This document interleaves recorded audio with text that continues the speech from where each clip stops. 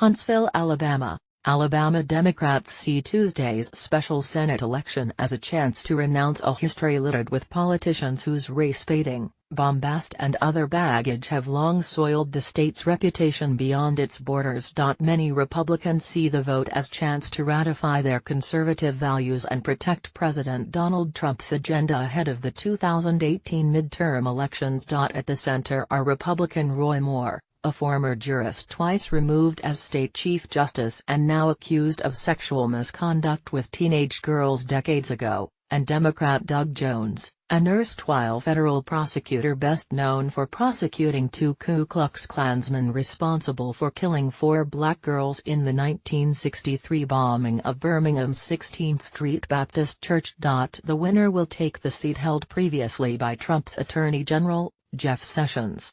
Republicans control the Senate with 52 seats. In truth, the matchup mixes both Alabama's tortured history and the nation's current divisive, bitterly partisan politics, and it has made a spectacle of a Deep South state well acquainted with national scrutiny but not accustomed to competitive general elections. This is an election to tell the whole world what we stand for, Jones told supporters at One Stop Sunday, adding that his campaign is on the right side of history. At an earlier appearance, he declared Alabama is at a crossroads and that Moore, an unapologetic evangelical populist, tries only to create conflict and division. Jones, 63, stops short of explicitly comparing Moore to the four-term Governor George Wallace, whose populism was rooted in segregation.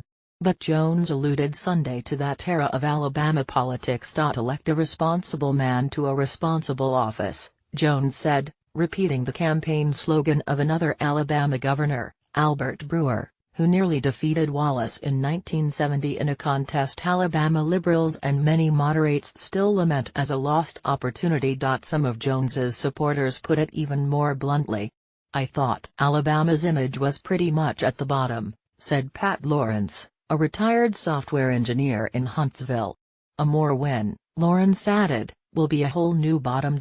Those concerns extend even to some GOP quarters. Alabama's senior senator, Richard Shelby, confirmed Sunday that he did not vote for Moore, saying he wrote in another distinguished party figure he declined to name. Yet for many Republicans, Moore is a paragon of traditional values. They reject accusations that he molested 2 teenage girls and pursued relationships with others decades ago. Moore denies the charges. "Everyone has to vote their convictions," said Kevin Mims of Montgomery, as he held his Bible outside his Baptist church Sunday in Montgomery.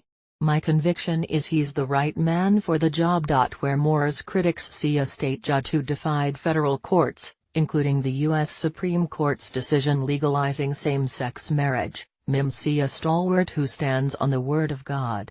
Other conservatives see an anti-establishment firebrand in the mold of Trump, who won Alabama by 28 percentage points.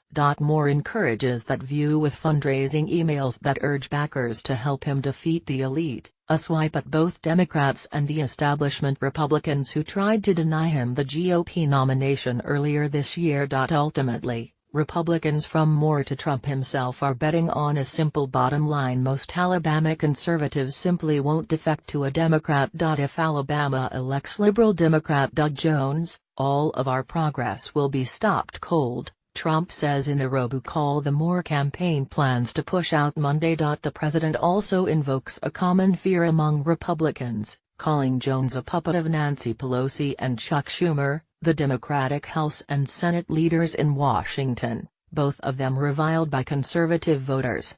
"Roy Moore is the guy we need to pass our Make America Great Again agenda," the president insists. Moore's baggage could make it difficult to draw conclusions about what the results might mean beyond Alabama, but both parties are watching closely. Democrats need to flip 24 GOP-held seats to reclaim a House majority, and they're trying to dent the slim Republican advantage in the Senate and its dominance of state houses around the country.